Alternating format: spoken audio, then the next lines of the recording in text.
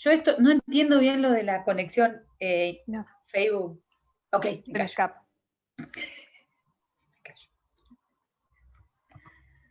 Nos estamos conectando.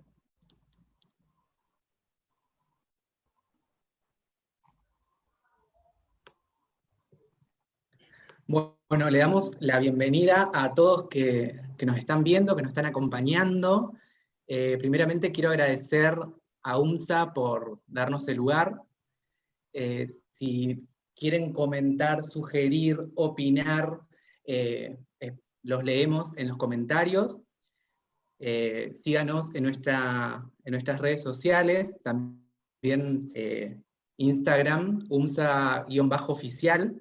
Y sin más preámbulo, le doy la bienvenida y las gracias a Virginia González, directora de estudios de la Facultad de Artes, y a la doctora Georgina Glusman, que es la expositora invitada en esta webinar de Mujeres en el Arte.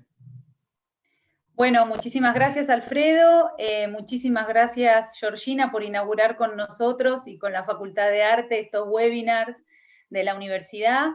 Estoy muy contenta de que seas la primera porque ya te conozco y sé que nos llevamos muy bien y que sos una persona con un carisma increíble, así que va a estar muy ameno esto. Bueno, Ay, la quiero presentar a Georgina. Georgina Glusman nació en Buenos Aires en 1984, es especialista en mujeres artistas y en enfoques feministas de la historia del arte, con foco en el siglo XIX y la primera mitad del siglo XX. Es doctora en Historia del Arte por la Universidad de Buenos Aires e investigadora del Consejo Nacional de Investigaciones Científicas y Técnicas. Asimismo, se desempeña como profesora de la Universidad de San Andrés, donde dicta seminarios de arte argentino y estudios de género. Ha sido profesora invitada en México, Estados Unidos y Canadá. Ha recibido becas de la Getty Foundation y del Instituto Nacional de Historia del Arte en Francia y el Museo de Bellas Artes Rosa Galisteo. Y es autora del libro Trazos Invisibles, Mujeres Artistas en Buenos Aires entre 1890 y 1923, editado por Biblos en el año 2016. Hoy Georgina va a tratar el tema de las mujeres en el arte a fines del siglo XIX, así que Georgina, bienvenida, muchas gracias y te doy la palabra. Muchas gracias, Virginia querida. Bueno, hola a todos y a todas. Cuando Virginia me invitó acá, y para mí volver, aunque sea digitalmente, a la UMSA es muy lindo, porque fue un lugar donde di clases hace mucho tiempo, así que también eso tiene el plus de poder volver a un lugar querido. Pensé que antes de meterme a hablar del tema en particular, me parecía útil, sobre todo que seguramente hay muchas y muchos estudiantes de la UMSA del otro lado, charlar un poco acerca de cómo llegué a este tema, ¿no? Cuando yo empecé a estudiar Historia del Arte en la Universidad de Buenos Aires en el año 2003, bueno, la carrera de Historia del Arte en la Universidad de Buenos Aires tiene una peculiaridad, que es que sos bastante libre para elegir los temas que vas a investigar en cada materia. Pero verdaderamente había muy pocas materias donde se veían mujeres artistas. Eh, Tengo que decir que, salvo en la materia de Laura Malosetti Costa y en la materia de Andrea Giunta, este no era un tema, ¿sí? Este no era un tema y eso obviamente generaba una incomodidad, pero claro, los y las estudiantes de hace casi 20 años, estamos hablando, éramos muy dóciles, entonces jamás cuestionábamos eso. Tuvo que pasar mucho tiempo para que yo me diera cuenta de que esa incomodidad que yo sentía cuando contrastaba las materias donde sí se me había dado esa formación y donde sí se me había hablado del sesgo de género en la historia del arte, con aquellas donde no había tenido eso, no era una cuestión individual de cada profesor, de cada profesora, sino que respondía a un sistema político y a un sistema de qué es el conocimiento, ¿no?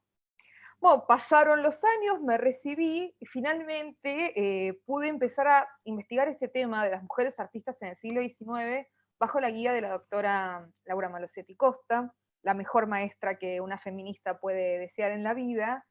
Y Laura siempre había mostrado una cabeza muy particular, y esto para todos y todas aquellos que estén empezando un posgrado, pensando en empezar un posgrado, siempre les digo lo mismo: búsquense una persona afín, no solamente al área de conocimiento, sino una persona afín al proyecto de vida y al proyecto político que ustedes tengan en sus investigaciones, porque eso finalmente termina siendo mucho más relevante que la guía puntual en lee tal texto o releva tal o cual repositorio documental. Eso es algo importantísimo, y Laura me dio eso a mí. Laura me dio la seguridad de que esta era un área de conocimiento válida. Y les voy a contar una pequeña historia. Cuando a mí me admiten al doctorado, hay que pasar como una especie de momento formal donde se charlaba con 3 profesores, por supuesto todos varones en aquel entonces. Y había una incredulidad absoluta en torno a mi tema de investigación. Era como: ¿vos vas a trabajar esto, nena? ¿Vos en serio vas a hacer una tesis sobre estas mujeres? Y básicamente lo que me dijeron es: bueno, tal vez si no las conocemos, a las mujeres de fines del siglo XIX e inicios del XX, es porque A, no había, o B, no dejaron nada importante. Bueno, y estas dos críticas, que no son ni siquiera críticas muy constructivas, sí se convirtieron para mí en 2 hipótesis fundamentales finalmente, ¿no? La primera es que sí hubo un montón de mujeres que hicieron un montón de cosas, y la segunda es que también estas cosas quedaron. Y en los casos en los que no quedaron, también podemos indagar críticamente por qué no han quedado las obras o los documentos de las mujeres artistas. Así que bueno, esto quería compartirlo porque ahora es para mí muy hermoso y muy reconfortante ver cómo tras 10 o 15 años de estos primeros momentos de recorrido de investigación, encuentro que hay muchísima gente, por suerte, muy interesada por estos temas, y esto no es ajeno a la marea feminista, esto no es ajeno a todos estos cambios socioculturales tan profundos que hemos vivido juntas y juntos, ¿no? Así que bueno, eh, voy a la aventura de compartir pantalla en el Zoom. Vamos a ver cómo sale esto. Recuerden que yo soy una persona que no soy millennial, claramente. Así que vamos a ver si estamos bien. ¿Se ve bien? Sí. Perfecto. Está bien. Perfecto. Bueno, un poquito yo lo que quería comenzar a compartirles a ustedes, ahí está, es cómo nos encontramos con las mujeres artistas de fines del siglo XIX en lo que constituye nuestro repositorio de información más fuerte, que son las revistas. Revistas, diarios y en menor medida catálogos, al menos para el momento de 1910-1920, constituyen nuestras fuentes de indagación más importantes. Ustedes saben que la cultura impresa, la cultura de las revistas a fines del siglo XIX en Buenos Aires formó parte de los discursos sobre la modernidad, formó parte realmente de un cambio cultural profundo, y en este espacio podemos mapear el interés por la figura de la mujer artista. Y este es un tema interesante, porque más allá de la participación de las mujeres en tal o cual evento artístico, en la realización de tal o cual obra, lo que es interesante de este momento, el momento entre 1890 y 1910, es cómo empieza a surgir en diversos sectores intelectuales un deseo, unas ganas de ver a la mujer como artista. Esto responde a una multiplicidad de factores. En primer lugar, tenemos que pensar que el horizonte cultural de la sociedad argentina de fines del siglo XIX es sin duda Francia. Francia se aparece en todos los discursos como, bueno, un espacio civilizatorio muy fuerte, con un discurso muy fuerte y sobre todo como muy atractivo para los y las latinoamericanas. Y es en este lugar donde encontramos el modelo para este deseo de la búsqueda de la mujer artista como figura. Hay una historiadora italiana del arte que se llama María Antonia Trasforini, que trabajó precisamente esta imagen, la imagen de la mujer artista como paradigma de la modernidad. nosotras estamos muy acostumbradas a pensar en figuras paradigmáticas de la modernidad, al flaner, por ejemplo, incluso al científico. Bueno, ella plantea que para la modernidad europea, pero también latinoamericana, podemos pensar en la figura de la mujer artista como un vector de modernización y también como un espacio donde muchas mujeres hicieron un salto desde una práctica doméstica de las bellas artes, desde una práctica que estaba más o menos confinada al espacio de la intimidad hacia la esfera pública. Y es ese salto que hicieron las mujeres con las propias herramientas de una educación artística pequeño burguesa, podemos pensar, lo que les permitió convertirse en figuras de la modernidad por su propio deseo, ¿sí? Y algo de esto encontramos, o mucho de esto encontramos en el contexto argentino. Yo acá lo que tengo es una imagen de la revista Buenos Aires, eh, que es una revista donde, bueno, salían artículos de los grandes artistas varones de este momento, ¿no? Hay artículos sobre Sibori, sobre la Cárcova, sobre estos nombres fundamentales sobre los que hemos construido una narrativa totalmente androcéntrica, es decir, centrada en la figura del varón en nuestra historia del arte, pero si la recorremos a contramanos, a contrapelo, buscando otros nombres, otras fuentes, otras historias, nos vamos a encontrar con que también aparecen muchísimas imágenes de mujeres pintando en el taller o, por ejemplo, en espacios que sin duda son espacios artificiales, espacios que nos hablan de la ficción de lo fotográfico, pero que están tematizando la cuestión de la mujer como artista. El año 1897 marca un punto muy importante en estos discursos porque la revista va a dedicar una nota muy extensa que la va a firmar Alejandro Gigliani, que luego se convertiría en el secretario de la Academia Nacional de Bellas Artes, cuando la Academia se nacionaliza en 1905, y ya en 1897 Gigliani está haciendo una especie de análisis sociológico, digamos, de quienes están aprendiendo arte en la Sociedad de Estímulo de Bellas Artes, que tenía una escuela desde 1868. Y lo que él mapea justamente es que hay un montón de mujeres y que estas mujeres no están meramente yendo a la academia para tener un adorno, ¿no? Como algo que las posicione en un buen lugar también en la economía matrimonial. No dejemos de pensar que el horizonte del matrimonio fue increíblemente importante para las mujeres durante muchísimo tiempo, ¿no? La noción de, bueno, ser una mujer educada para poder casarnos mejor, son cosas que determinaban en gran medida la educación de las mujeres. Y él lo que va a plantear en este artículo es que está surgiendo una nueva faceta de la mujer argentina que está concurriendo a este espacio de formación profesional. Este espacio de formación profesional que fue la Sociedad de Estímulo de Bellas Artes tiene muchas características que nos están marcando una transición desde un modelo de mujer artista, sí muy vuelto hacia adentro, hacia una mujer artista plenamente profesionalizada.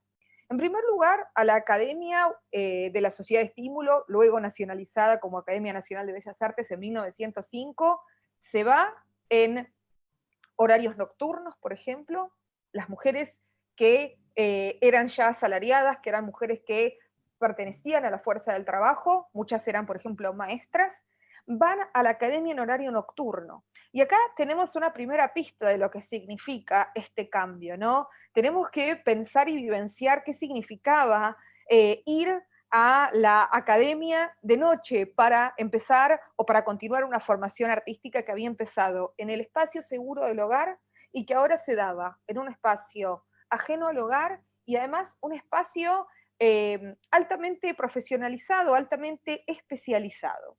Las mujeres no comparten clase con los varones. En estos momentos formativos, en lo que serían los títulos de grado de la carrera artística formal, no comparten espacio hasta entrado el siglo XX, ¿sí? La Academia Nacional fue un espacio segregado, esto es una herencia del siglo XIX que se mantiene. Y recién se va a quebrar esta separación en el plano de la educación en la Escuela Superior de Bellas Artes, que era una especie de posgrado, ¿no? Lo que conocemos como la Cárcova, que era un posgrado. Ahí sí, varones y mujeres trabajan juntos desde 1925 aproximadamente, ¿no? Pero en los espacios de la formación inicial están rigurosamente separados. ¿Cuándo se juntan? Se juntan para competir. Las academias siempre tienen estas instancias de competencia, estas instancias donde los artistas concursan por algo simbólico, no por un, digamos, por un bien económico muy real, ¿no? Más bien por el honor y por las ganas de ganarle a los compañeros, ¿no? Esto estaba muy claramente importado también del modelo francés, ¿no? Donde estas competencias se creía que estimulaban a los y las estudiantes. Varones y mujeres concursan juntos. Y en este artículo, del cual yo les estoy mostrando solo el inicio, Gigliani habla también de esta cuestión y también nos cuenta que muchos premios ya los están obteniendo mujeres. Y esto a nosotros, a nosotras como investigadoras, nos despierta la pregunta de, bueno, tenemos mujeres artistas que están participando, mujeres artistas que se están educando, que se están formando y que tienen incluso la energía, la iniciativa como para participar de estos espacios de competencia. ¿Dónde están esas obras? Bueno, de las mujeres que encontramos mencionadas como ganadoras de estos concursos, no tenemos ninguna obra, ¿sí? Lo que nos ha quedado son las imágenes de muchas de ellas, y ni siquiera las imágenes de las obras, ¿no? Nos ha quedado la imagen de ellas. Acá, por ejemplo, vemos a esta mujer, Sara Zavala, ¿sí? Posando en este espacio muy artificial, ¿no? Del estudio. Fíjense cómo está como todo construido para que nuestra mirada de espectadoras y espectadoras entienda que se trata de un artista. Y sin embargo, si buscamos obra de ella y de muchas otras que en este momento aparecen fotografías así, no nos encontramos con nada. Hay algo que resulta muy interesante. Había un interés en ver a estas mujeres, había un interés en saber de su carrera, de su progreso, pero luego hay una desaparición material de las obras. Y este es un tema sobre el que vamos a volver, pero que es uno de los temas clave para entender cuáles son los obstáculos, cuáles son las dificultades para estudiar el arte de las mujeres artistas de esta época. Bueno, acá yo les quería mostrar también a la clase nocturna de dibujo, ¿no? En el espacio de la sociedad de estímulo, ¿sí? La clase nocturna donde están las mujeres, mujeres que seguramente pertenecían a una clase media, ¿sí? No eran las mujeres del patriciado, que habían ocupado los lugares más relevantes de la carrera artística la generación anterior, es una nueva generación esta que está entrando, ¿no? Y si pensamos en estas artistas de la generación anterior, ¿sí? Artistas que sí pertenecían a un estrato social muy alto y que tenían, digamos, una formación privada, nos encontramos, por ejemplo, con una Hortensia Verdier, ¿no? Hortensia Verdier es como otras artistas de la generación anterior a esta democratización de la educación artística para mujeres, una de las artistas más interesantes. Es interesante por muchísimas razones, Hortensia. En primer lugar, porque tanto ella como sus hermanas tienen un periodo de formación artística, pero ella sale un poquito de esa norma y practica un arte mucho más seriamente, con muchísima más, no quiero decir profesionalismo, porque Hortensia va a vender muy poca obra, igual va a vender obra, pero sí con compromiso, ¿sí? Esta sería como la palabra clave. Muchas de estas mujeres artistas de fines del siglo XIX, principios del XX, no necesitan vender su obra, ¿sí? Son mujeres que pertenecen a estratos sociales muy privilegiados, y si nosotras aplicamos la típica vara de la profesionalización, ¿sí? Si vendés obra, es que sos un artista profesional, estas mujeres se nos caen de la historia del arte. lo que tenemos es que repensar estos conceptos y tenemos que entender que para muchas de ellas vender obra no formaba parte de su horizonte, no tenían ganas tampoco, y sobre todo no lo necesitaban, ¿sí? Hortensia es un caso interesante porque ella sí vende obra. Hortensia expone en el Ateneo, ¿sí? En estas primeras exposiciones modernas de arte en Buenos Aires, que Laura Malosetti Costa ha estudiado tan súper bien, y en una de ellas se hace un remate de obras artísticas, porque ningún comprador se arriesga a comprar y finalmente se hace un remate, y apenas 3 artistas venden obra. Ángel de la Valle, Eduardo Sívori y Hortensia Verdier. Y es muy loco, ¿no? Porque finalmente nos encontramos con que de estos 3, 2 son nombres que conocemos y que hemos estudiado y cuyas trayectorias son harto conocidas. Y bueno, después tenemos esta tercera otra que se mete, pero se mete en un lugar incómodo porque después la historia del arte no registra esto, ¿no? Hasta que Laura Malosetti Costa no hizo esta investigación tan pormenorizada en torno a las muestras del Ateneo, no supimos que había habido mujeres que habían vendido obra en este contexto, ¿no? Bueno, si pensamos entonces en la cuestión de la materialidad de las piezas, de las obras que crearon las mujeres, nos enfrentamos con un problema severo, ¿sí? En 1979, acabamos sí, un poquito a hacer una referencia más teórica porque es interesante, una historiadora, en realidad una especie de crítica literaria, pero sobre todo activista feminista, Germaine Greer, escribió un libro maravilloso que se llama La carrera de obstáculos, donde ella va mapeando, va trazando todos los obstáculos que se dieron para que una mujer se formara en el campo de las bellas artes. Y el último de los obstáculos hace referencia no a lo formativo o a las cuestiones psicológicas o sociales, sino que hace referencia a la obra que desaparece. Y lo que ella va a decirnos ahí es, uno de los más grandes obstáculos para hacer una historia de las mujeres artistas es que tenemos poquísima obra. Esto que ella conocía y que se dio cuenta casi intuitivamente para nosotras, para nosotros en el contexto argentino es absolutamente crucial.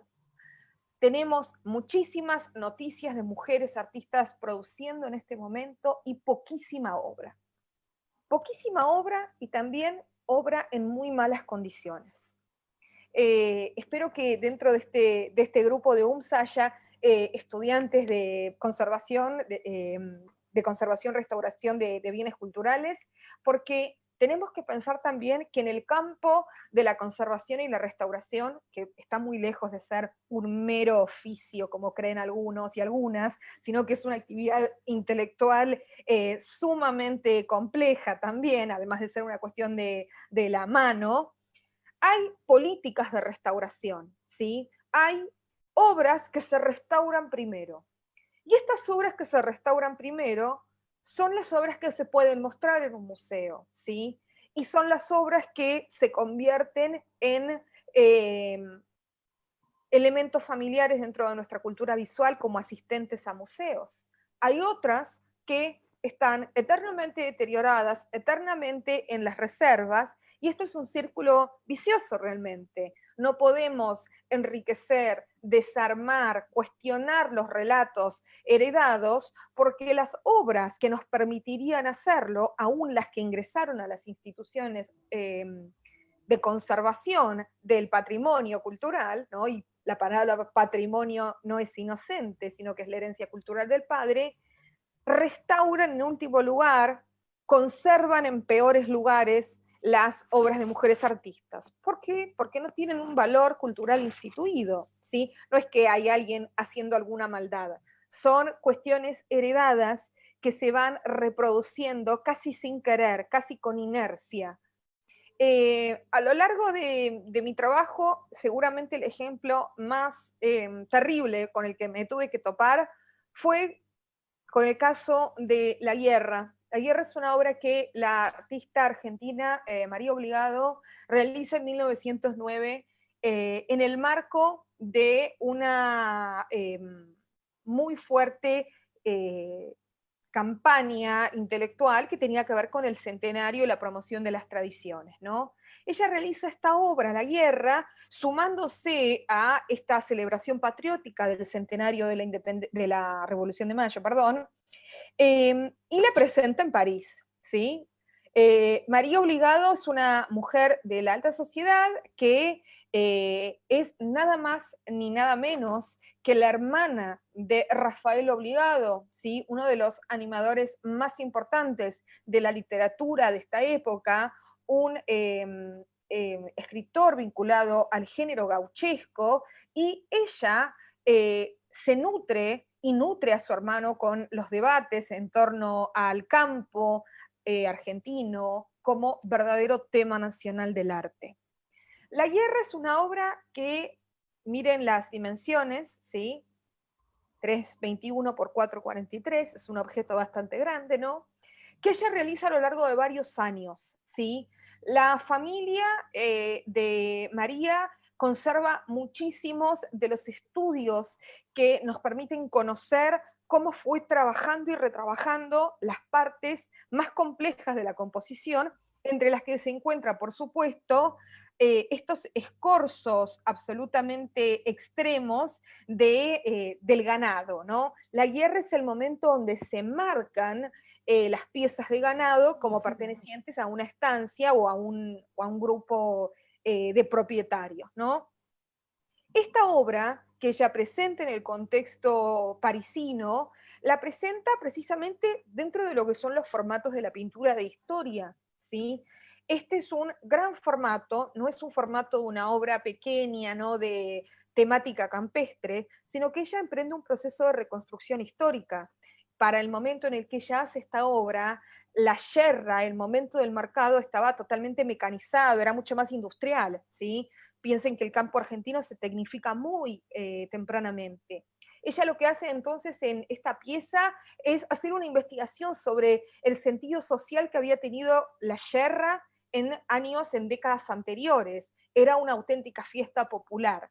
De allí es que ella va tomando esta idea y va creando esta composición enorme, que trae a su regreso de París, cuando decide finalmente regresar con su esposo a Buenos Aires en 1910, se la trae con la esperanza de venderla, con la esperanza de que alguna institución quiera contar con una pieza que hable sobre la historia del campo, ¿no? En este clima nacionalista del centenario, y por supuesto que no lo logra, ¿sí? La trata de vender en varias oportunidades y finalmente esta obra termina siendo donada por ella al Museo Marc, que conserva su obra amorosamente en muy buen estado, pero en algún momento de la historia material de esta pieza, aproximadamente creemos con Pablo Montini, el hermoso y amiguísimo director del Museo Marc, en la década del 50, esta obra es prestada a una institución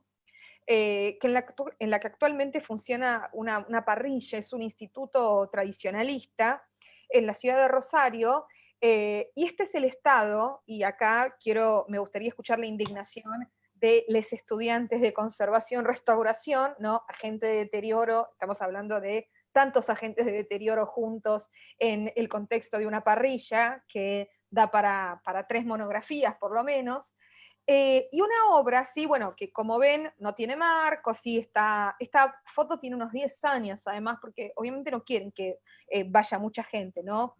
El museo trata de reclamarla, sí, pero como se perdieron los papeles de este préstamo, no hay mucha comunicación y no se la quiere devolver. Esta obra además está repintadísima y en la década del 73 el restaurador la firmó nuevamente en el anverso, Reverso. no en el reverso. No, este la firmó en el anverso, no, este estaba seguro de lo que hacía, ¿no? Después pudo tratar de buscar, ¿no? La firmó grande, dice restaurada en 1973 no, este no era de los que te aclaran la intervención anterior en el reverso. Bueno, estas cuestiones son cuestiones que tienen que ver con la política de la conservación, con la política de la materialidad, es decir, no hay nada inocente en que esta pieza esté en estas condiciones, haya llegado a estas condiciones, y tenemos que entonces pensar, y sobre todo a los estudiantes de conservación-restauración, en que hay una política de la restauración, ¿sí? La restauración es una actividad intelectual importantísima, donde se hacen elecciones y selecciones todo el tiempo, ¿sí?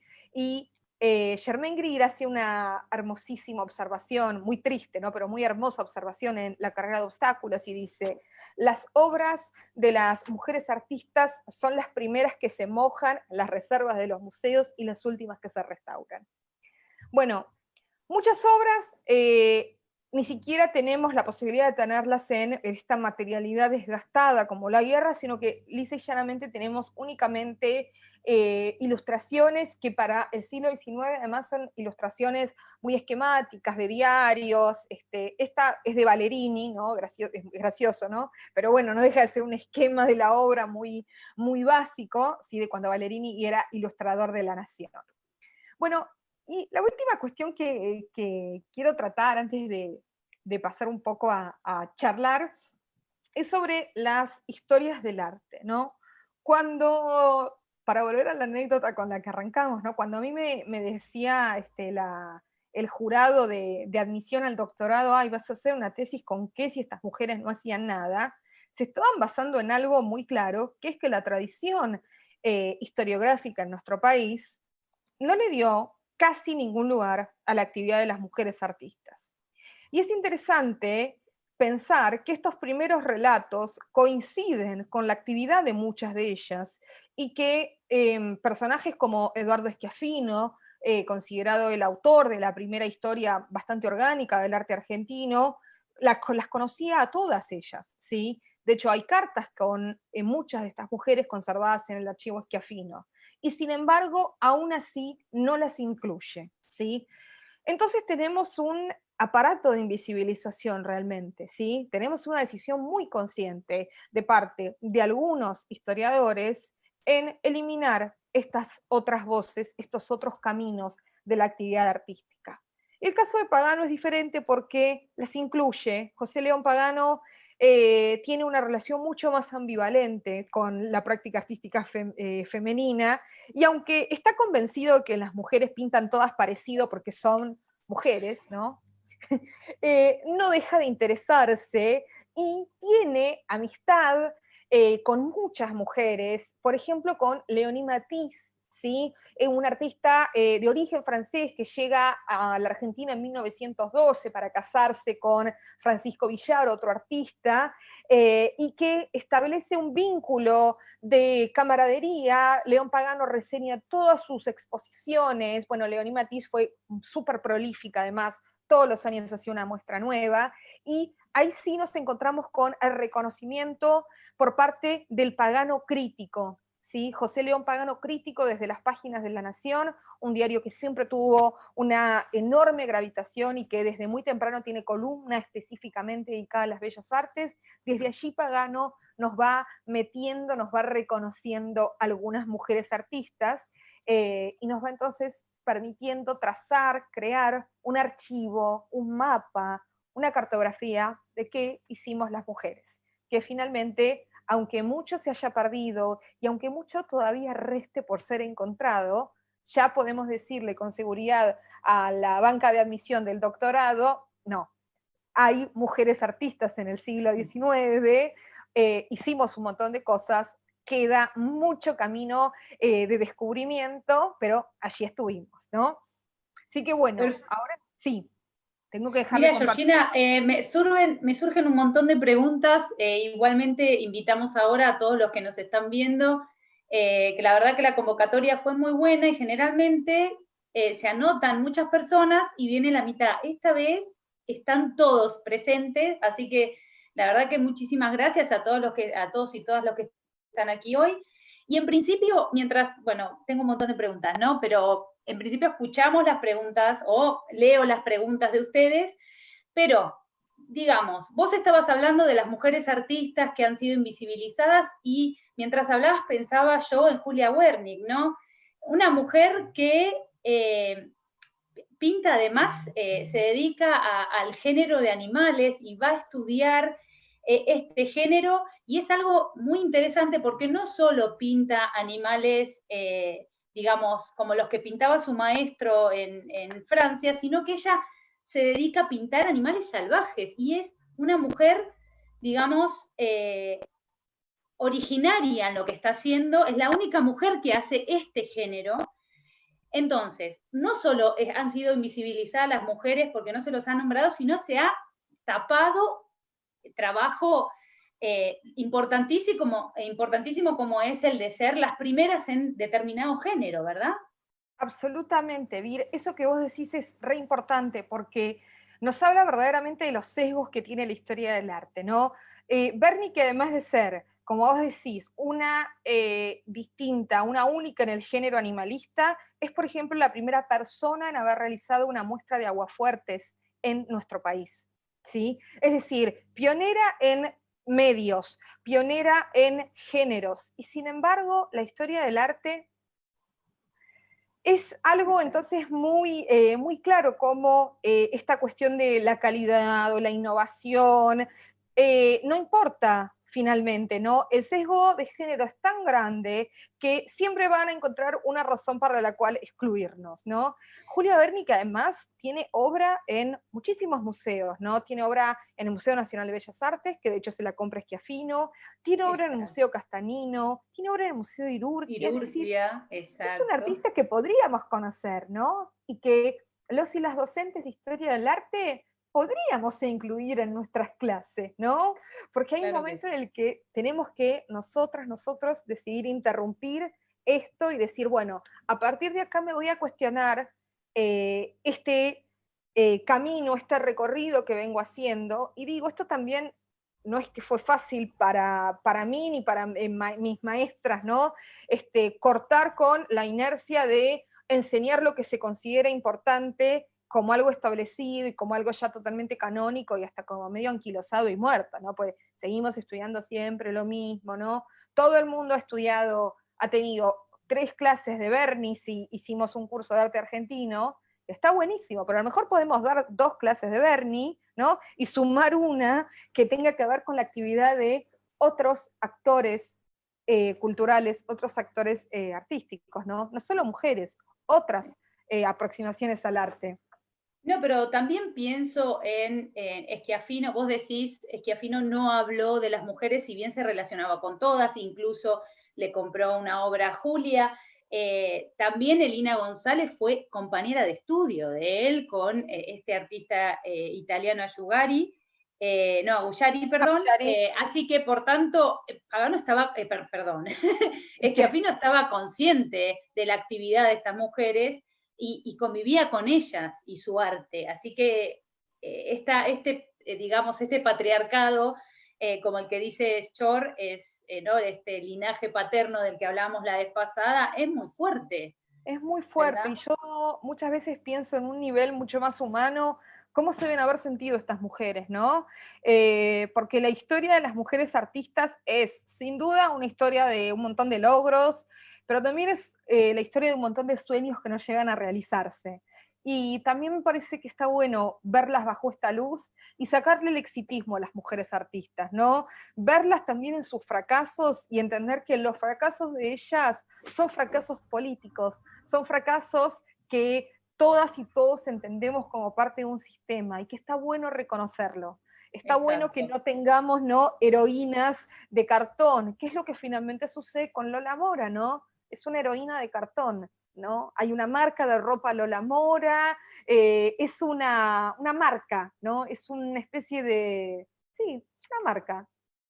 Sí, igualmente hay que destacar a estas mujeres porque salieron, ¿no?, de los cánones establecidos, ¿no? La mujer que pintaba, si bien no hay academias, como dijiste vos, y las mujeres no entran a la academia recién conformada del arte hasta muy entrado, o casi entrado el siglo XX, pero a pesar de ello son mujeres que salen del molde. Podemos hablar de, bueno, yo, Eugenia y Procesa son las que más conozco, por supuesto, pero lo que estoy diciendo es que, por ejemplo, Procesa hace este cuadro de San Francisco rezando, en una época donde el cuerpo masculino y femenino era prohibido para la mujer, no tenía, ese género no era explorado por la mujer, ¿no? Más que el retrato y la naturaleza muerta. Exactamente, ¿no? Y por ejemplo, si pensamos en el retrato en la obra de San Francisco rezando de Procesa, me parece que está bueno también mirarla como un testimonio material de esas dificultades, ¿no? Porque es una obra que ella resuelve de una manera que no resuelve sus retratos de la misma manera. Sus retratos son extraordinarios, súper expresivos. El retrato de la obra de San Francisco es una obra donde está demostrando estas ganas de salir del molde y también está demostrando que no tiene esas herramientas, porque esas herramientas le fueron negadas por ser mujer. Entonces está bueno ver esta tensión, ¿no? Y ver que siempre que una mujer artista logró hacer algo, logró dejar una muestra material, ya sea en una pintura o en una noticia en un periódico, esa mina se enfrentó a un montón de cosas, ¿sí? Y está bueno ver esa lucha como la nuestra. Bueno, Georgina, yo no quiero seguir preguntando, aunque quisiera, pero es que hay muchas preguntas, la gente te está felicitando, son muchas las felicitaciones, voy a ir directo a las preguntas. Bueno, Gala Altamare dice, la lista es la familia, el amor, la ilusión del éxito, la humillación, el tamaño, el primitivismo, la obra que desaparece. Exactamente, esos son los parámetros con los que Germaine Greer piensa, ¿no? Todos los obstáculos, todas las trabas que se nos ponen a las mujeres, ¿no? Desde el amor romántico, entendido como este momento en el que las mujeres dejan de poder trabajar en lo que les gusta porque se tienen que dedicar a la casa, al marido, a los hijos, a las hijas, hasta las mujeres que trabajan en un contexto de taller pictórico, donde todas sus obras son apropiadas bajo la firma, la ficción de un autor masculino, ¿no? Y de esto hay muchísimos casos, ¿no? El caso de Montboisin, para volver a Procesa, ¿no? Es un caso donde hay muchísima obra, donde trabajó Clara Filiel, por ejemplo, claro, ¿no? Y que está subsumida, está metida en el corpus de Montboisin, y recién ahora se está empezando a desarmar esa ficción autoral. Bien, sigo preguntando. Igual tengo un montón de cosas que contarte de la otra conferencia respecto de la figura de Filié, pero lo hablamos en otro momento. Ay, sí. Bien, sí, porque es muy interesante. Mariela Becker dice, muy interesante la charla, Georgina Gabriela Glusman, ¿podemos ver nuevamente la placa del punteo de los 7 motivos detallados por Germaine Greer en relación a la carrera de obstáculos? Sí, por supuesto, por supuesto. Esto sí lo logro, ¿no? Pero sí. A ver. Igualmente, no, Alfredo, esto queda en el Facebook, pueden ingresar y ver las páginas después, ¿verdad? Sí, el vivo va a permanecer en la página. Ay, así estupendo. que no se preocupen. Bien. Mientras está esa placa ahí, te digo otra pregunta. Hola, Georgina, ¿crees que la solución va por el lado de demandar mayor representatividad dentro de las instituciones existentes o irnos de ellas y crear historias del arte, escuelas y lugares de exposición por fuera? Oh, qué pregunta. A ver, si yo tuviera que pensar en las historias, en los espacios separatistas, ¿no? En los espacios únicamente para mujeres, a mí me encantan esos espacios, me parece que son espacios muy importantes, me parece que es importante que las mujeres y las disidencias tengamos lugares de expresión, tengamos lugares donde nos sintamos seguras y seguros. Ahora, dicho esto, no, el museo tiene un valor que no tenemos que perderlo, si no podemos dejar que se lo quede un relato único y que permanezca anclado en los discursos del poder establecido. Hay que pelear por el espacio en los museos. y estamos demostrando que eso se puede hacer, ¿sí? Y que los museos tampoco son instituciones que quieran permanecer tan al margen de los cambios, ¿no? Cada vez hay más museos que están impulsando muestras temporales, recorridos, bueno, ahora recorridos virtuales, ¿no? Pero recorridos que privilegien las obras de mano femenina en su colección, y estamos viendo entonces que estamos en una marea donde no podemos parar, ¿sí? Banco los espacios separatistas, me parecen importantísimos, pero no perdamos de vista que finalmente la gran historia, entre comillas, los va a dejar caer si no intervenimos en las instituciones existentes. Igual cortito, porque ya se nos acaba el tiempo, pero yo quería comentarte que los museos, lo que estás diciendo vos exactamente, ¿no? Los museos estamos orientando nuestro discurso hacia otros rumbos, y por ejemplo, el Museo Irurtia hoy expone obra de Elía Correa Morales. Eso era impensado hace 5 años atrás, no digo 10, digo 5. Entonces estamos en ese camino. Y no solo, o sea, expone, investiga ese acervo. Yo tuve la suerte de trabajar con Andrea en el video que está en la sala, y digo, antes vos ibas y estaba la obra de Elía y era como, atrás de la escultura de Irurtia hay una obra de algo, no sé qué es. Ahora hay un lugar dentro del museo donde vos como espectador, como espectadora, te parás y decís, miércoles, todo esto lo hizo una mujer que además fue gestora del museo y primera directora de un museo nacional. Un antecedente tuya. Exactamente. Bueno, sigo que hay un montón de preguntas. María Basisek, en el Museo Nacional de Bellas Artes se está haciendo el inventario de artistas mujeres y creo que tiene una muestra programada. Sí, tenemos una muestra programada, María, que está en suspenso, pero iba a abrir el 13 de abril el canon accidental. El canon accidentado es ahora, ¿no? Pero estamos trabajando y ya tenemos el catálogo casi listo, seguramente es el catálogo antes que la muestra. Pero sí, se está trabajando en ese espacio que hubiera sido imposible hace 20 años pensar en esto. Y ahora lo vamos a hacer. Sí. Gladys Silva, en el Museo de Bellas Artes, el 8 de marzo, se iluminan las obras de artistas mujeres. Bueno, Lucía Magali. Bueno, comentá, perdón. Estrategias, ¿no? Impulsadas en este caso por nosotras proponemos y que realmente nos da la pauta del nivel de bajísima representatividad con respecto a las mujeres que tiene el museo, ¿sí? Y que no es una cuestión de pocas ganas del museo. Hay un montón de investigación que hay que hacer para decidirse a poner una obra en sala, ¿sí? Hay también una cuestión de la materialidad que hay que ver, ¿no? Estos son relatos que tardan mucho en revisarse. Yo también creo que a veces hay que tenerle un poco de paciencia a los museos. Son instituciones muy complejas. Vaya. Bueno, Lucía Magalí Álvarez. Coincido con interrumpir la cadena del canon y abrir camino desde la escuela primaria. Gala Altamare. ¿Cómo se llama la artista? Claro, no sabemos porque está fuera de contexto la pregunta, perdón, Gala. Silvia Alejandra García, bueno, gracias. Gladys Silva, con tu doctorado, ¿visibilizás esa problemática? Muy genial, Georgina.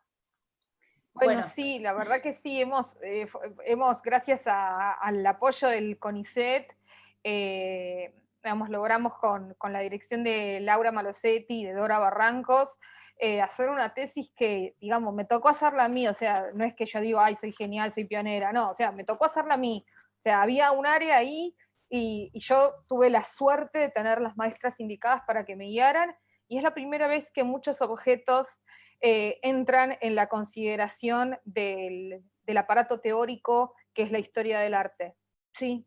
Así que bueno, Georgina, está libre la tesis, la pueden buscar en el repositorio de la universidad. Sí, yo la leí, es excelente, Georgina.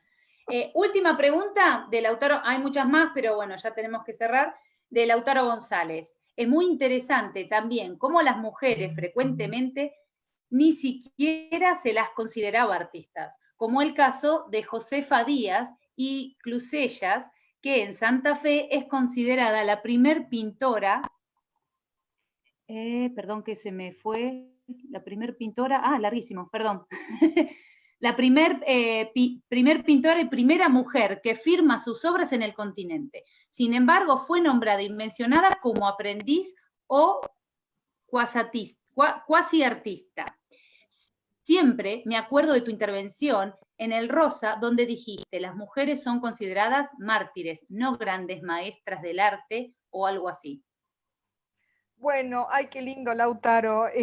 Bueno, la verdad que el caso santafesino es un caso peculiar porque tienen una artista muy temprana, que es Sor Josefa, una mujer que tuvo un paso por la vida religiosa, pero que también se dedicó a otras temáticas, e incluso tiene un hermosísimo autorretrato de ella muy, muy joven, una obra bellísima, preciosista, muy, muy pequeña.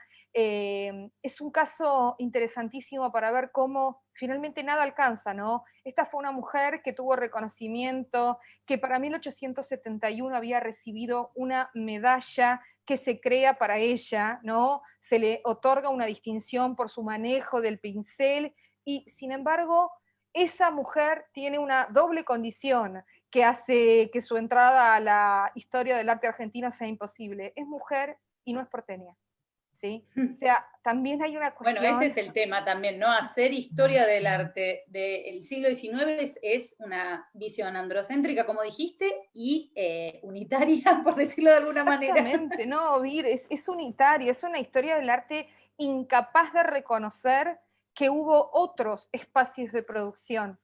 Y espacios muy activos, ¿sí? Y en el caso específico de las mujeres artistas, la figura de Procesa es una figura, de Josefa, es una figura clave, y sin embargo es una figura que dentro de lo que es el canon, que es porteño, yo diría que es desconocida. Yo creo que muchísimas y muchísimos historiadores del arte profesionales no la conocen. Bueno, Georgina, lamento mucho que no puedo leer todas. Hay una cantidad de preguntas increíbles, pero nobleza obliga, tengo que leer a la decana de artes, Alejandra Portela. Último comentario que leo.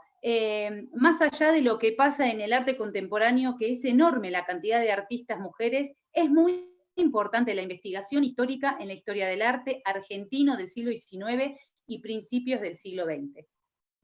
Absolutamente, bueno, la verdad que si hay alguien que sabe de esa movida es Alejandra, y yo creo que sí, el desafío es seguir ampliando las fronteras de qué se estudia, de a quienes se considera dignos y dignas y dignes de ser considerados en los programas, y la investigación histórica nos da perspectiva, nos da una historia a la cual unirnos, y nos brinda finalmente eso, ¿no? La posibilidad de vernos a nosotros, a nosotras mismas en ese contexto histórico y ver que eso, nuestras luchas son parte de un continuo.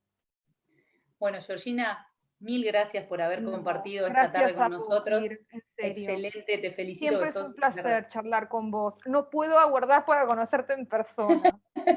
Ya nos vamos a conocer y nos vamos a dar un abrazo, ¿eh? Ay, por supuesto que sí, con distancia social, espero, ¿no? Sí, sí.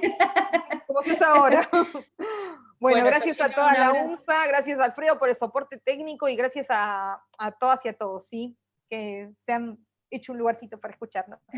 Muchas gracias, muy interesante la charla. Estuve leyendo los comentarios, querían que sigan, pero el ciclo va a seguir también. Esto es un poquitito de que le pudimos ofrecer a la comunidad. Muchas gracias, Virginia, muchas gracias, Georgina, y vamos a seguir con un próximo encuentro. Ya los invitamos al próximo encuentro, que sigue Mujeres Artistas Mexicanas, ¿cierto? Sí. Mujeres en el arte. Con Eugenia Macías. Este es con arte contemporáneo, sí, el martes que viene. Sí. Así que los invitamos a acompañarnos nuevamente, que dejen sus comentarios, sugerencias. Si les gustó, compartan. Muchas gracias, chicas, y damos por finalizada esta webinar. Un placer, Alfredo. Gracias, Georgina. Nos vemos. Chao, queridas, queridos. Chao. Chao.